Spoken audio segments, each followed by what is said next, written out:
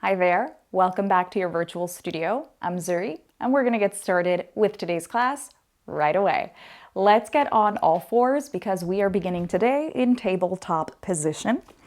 Feel free to maybe grab a little layer under your knees if you'd like to. I feel good here with my mat and the layer of the carpet kind of doubling underneath. See if there's anything else you need to do to get comfortable. And right away, we're gonna kind of start with some handprints, just warming up the wrist to this idea that we're already loading them, right? On tabletop position, or shoulders are just kind of weighing over the wrists. So let's warm them up. Let's make some handprints all over the mat, and maybe even outside your mat. Let's include the whole trunk. Let's get everything involved and reach in all sorts of directions. Maybe making a big circle.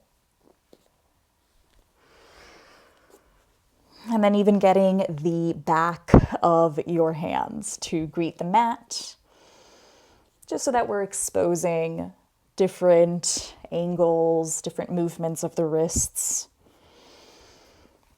And then returning to stillness, finding a nice place for the hands to land somewhere under the shoulders. Now taking the shoulders a little bit forward of the wrist, not too much, just so that we can go in circles. We're going to shift towards the right, then back, then towards the left, and slightly over the wrist again to do one more circle, and then switch the direction. You can add more or less. You can go faster or slower. And repeat this if you want to. And then eventually we're going to get into our spine. So if you want to reset the hands, let them do any last little movement. You might also come down to your forearms if you prefer not to load your wrists, or perhaps put those forearms over blocks. Moving the spine through a couple of segmented spinal movements, or cat and cow, but by segment. So can you lift your tail first, and then let the mid-spine find its movement, and then the upper spine extends, leaving the gaze upwards as long as you can until you find the chin tucking last.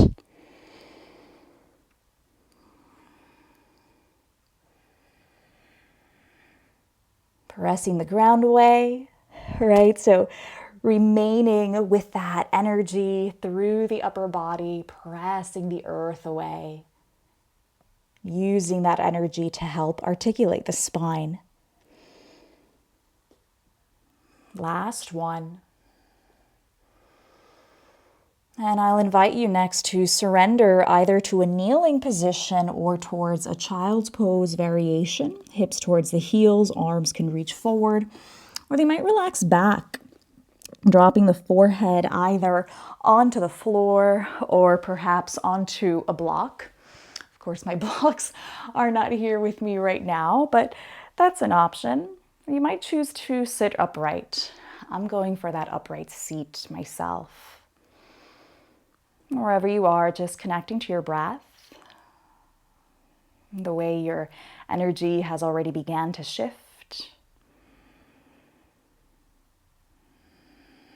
One more big breath in, and let it all go. So that on the next breath, both arms can lift and reach over by the ears. Let them sweep back down, internally rotate half shoulder circles, or we're going to call these swimmers. We're going to bend the elbows as they reach behind us. That's what's going to make them swimmers. Just that little extra elbow bend. Slowly reach back, extend the elbows, externally rotate the arm bones as they reach up, and then bend your elbows again to just kind of find the back of your head. Or you can tap your shoulders here. So maybe you just bend to tap the shoulders or the back of the head. From there, extend the elbows, internally rotate. Let's do those circles 2 more times. Reaching back, out, up, bend the elbows, head or shoulders, up, back, bend the elbows. And last time here, up, bend the elbows. Good. This time as you circle the arms down, go ahead and just bring the hands in front of you. Just make a couple of wrist circles before we return to our tabletop, maybe even opening and closing the fingers. Good. Or allowing this little wrist dance to occur. And then back to tabletop. Good. From here, our hip cars is where we move to. Left leg is going to move back. Try to maintain the energy of your neutral spine, of your lengthened spine. I moved my hand away just to kind of demonstrate, right, this idea of lifting the trunk upwards, and then I lost my balance. So try to find the new tripod, right? If we lifted one leg, there's 3 points now connected to the earth. Balance that energy through those 3 points, maybe pushing into the right hand a bit more, bend the left knee, kick the left foot upwards a little bit more. Try not to find a back bend here. Try to keep the sternum up, but squeeze the left glute a little bit more, like you're gonna kick the ceiling. In fact, a couple of little donkey kicks. Let's add those. Good, and then maybe hold this last one here, just kind of hold. Good, hip cars, open up to the right. Maybe 2 or 3 in each direction. Forward, back. Controlling those circles. Keep pushing through that right hand. Switch when you're ready. Control those hip circles. And after the last one, we're going to figure out a way to sweep that foot forward and rise towards a low lunge, lifting the arms up. We can find a little bit of stacking, so pelvis over knee, shoulders over pelvis, arms reaching up. The left foot grips the mat. We pull the left foot towards us as we bend the elbows, a controlled back bend, Anjaneyasana variation. Reaching the arms back up, round the spine, just a little forward. Opening now to a twist, the left arm opens up. Full breath in, take a look behind you.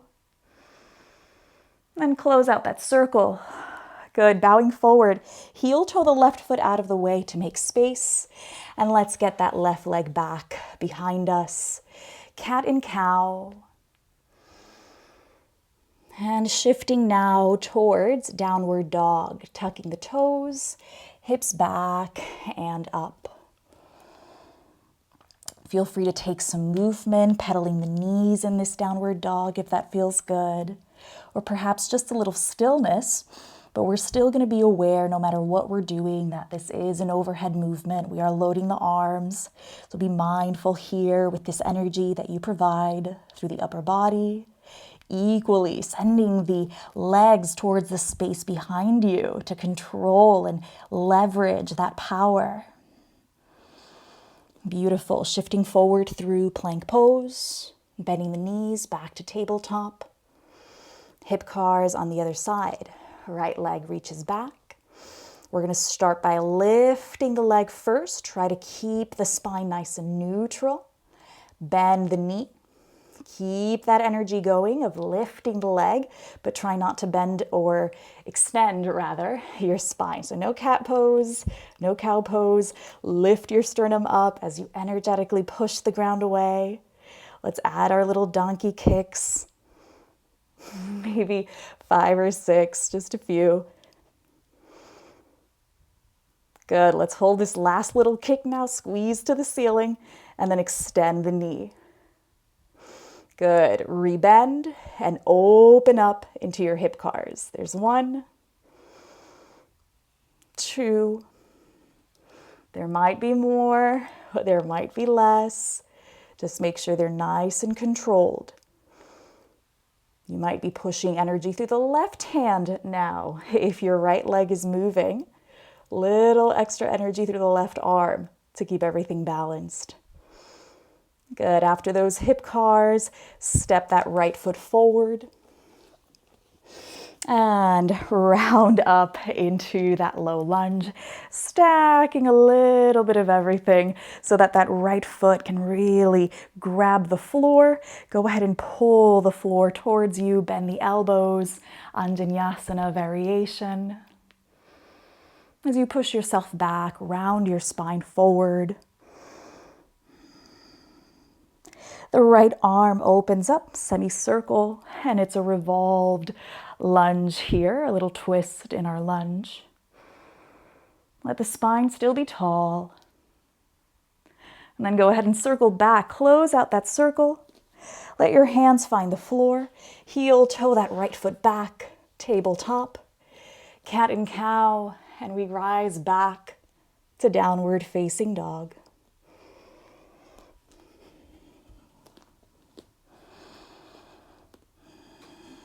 Notice what the second time around of downward facing dog, what does it feel like? And then let's walk forward to a forward fold. Feet walking towards the hands, or the hands can walk back to meet the feet. That's always cool too. Hanging out, maybe grabbing a hold of opposite elbows for a beat.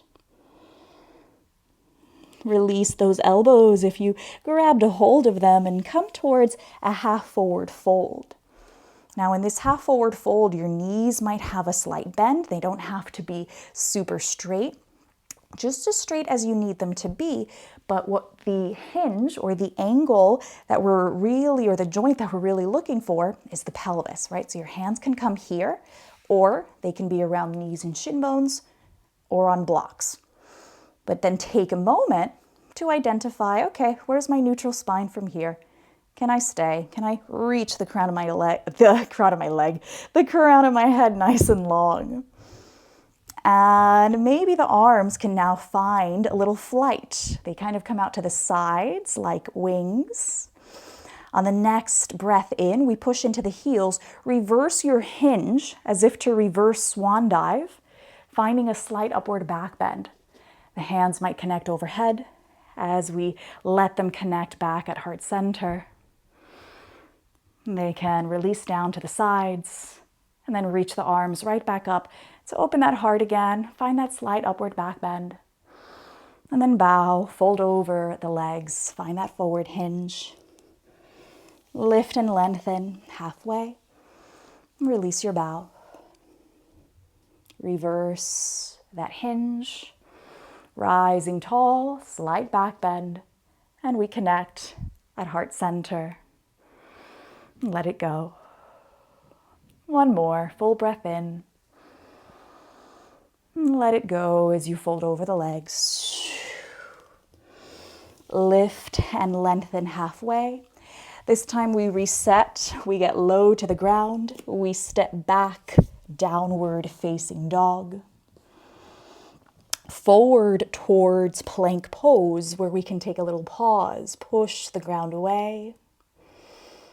Heels are going to press towards an invisible wall behind you. You can even kind of bounce a little bit, pretend that you're standing, and then just see what's Tadasana. What does it feel like to just kind of stand, but sideways, and gravity's in a whole different place. All right, knees down, cat and cow. Keep the spine rounded in your cat pose for a moment, and then pull back, hips to heels. Keep a grip of your mat so that your arms are getting a nice little stretch here. The fingers want to stay where they are. The pelvis pulls back. And then you might soften, either resting the arms, either on your forearms. You can soften into a child's pose if you'd like, or again, come up to a kneeling seat. Take a breath. Connect back with yourself, your energy now.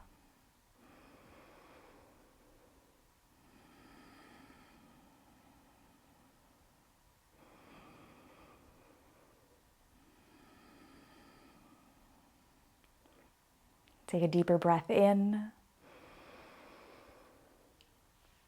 slowly connecting back towards downward facing dog. Take your time. From downward facing dog, widen the feet so that this becomes a wide-legged downward dog. That might mean that the feet come out wider than your mat. Walking the hands then backwards, it becomes a wide-legged forward fold. Release here. Again, this is a great place to have your blocks so you don't have to go so low. You can go as low as you'd like. And you can also just have your hands forward. This is another great option. So just seeing here from this forward fold shape, where do you want to hang out? Where do things feel nice and interesting just for the next couple of breaths?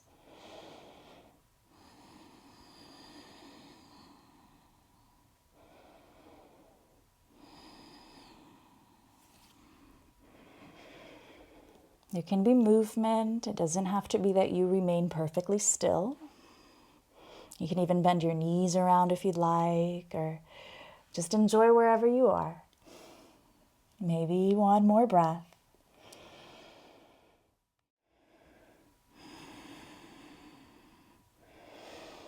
And now for our last shift, let's bring the heels in, toes out, maybe heel toe the feet a little closer to you, finding Malasana, yogi squat, dropping the hips so that the elbows, the arms find their way somewhere to the inner thighs, the inner knee.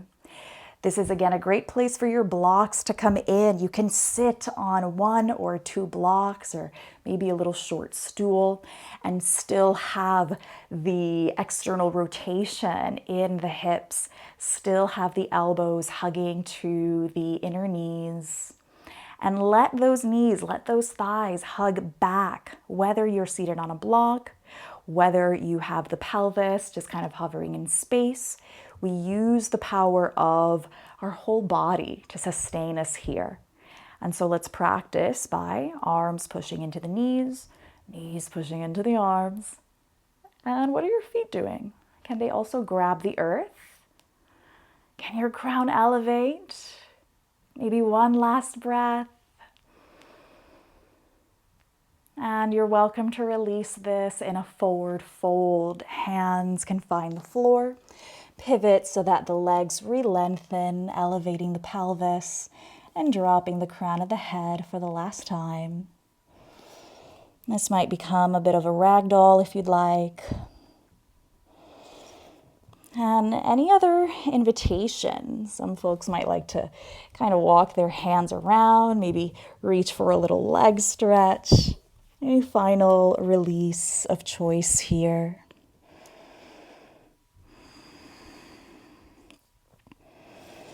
Let's then start to walk the hands forward so that from a wide-legged plank, the feet can come back together. Plank pose, downward facing dog.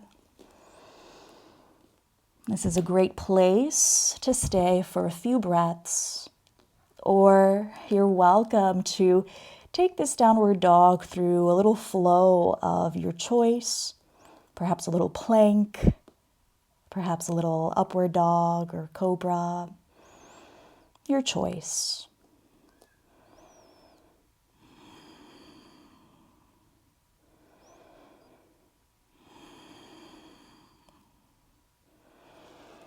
And then when you're ready, you might choose to kind of settle down, maybe in a kneeling position. Again, it can be a child's pose variation. Just for a breath or two. Unless you choose that child's pose or a kneeling position, that might be where you choose to digest your practice and where you want to stay for the rest of the practice. Otherwise, I'll invite you to come onto your back if corpse pose is a comfortable place to go to today. So just bringing your feet forward, and we can articulate or not. You can come onto your back however you'd like.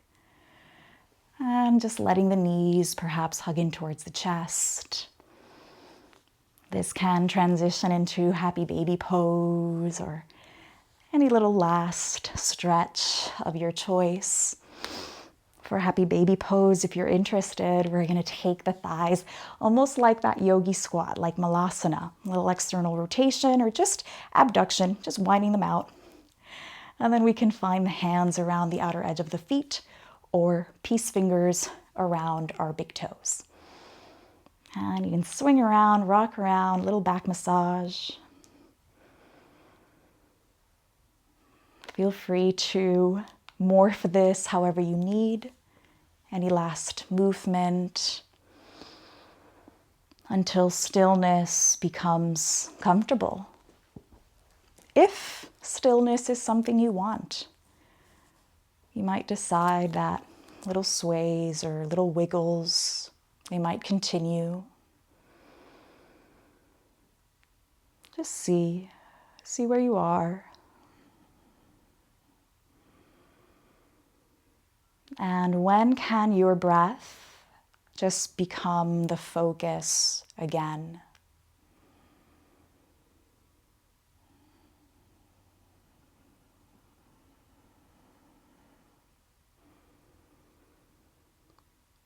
When can we just let the breath happen on its own?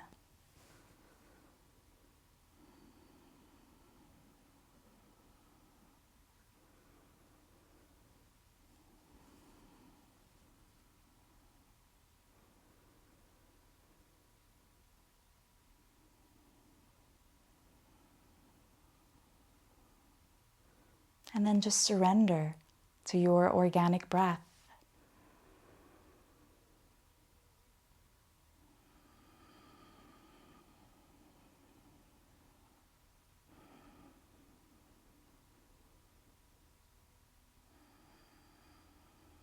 Surrender perhaps to the movement of your belly,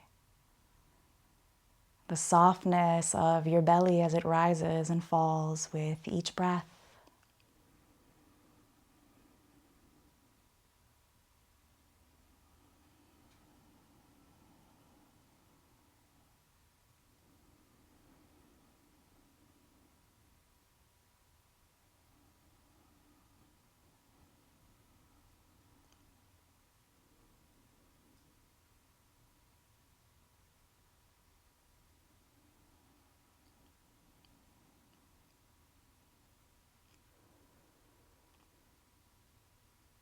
I'll invite you to stay and reflect on your breath for as long as you need. And when you're ready to step out of the practice, just return to your physical senses slowly, gently, and mindfully. But until then, observe your breath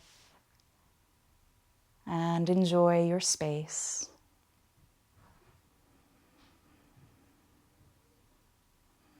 Be well.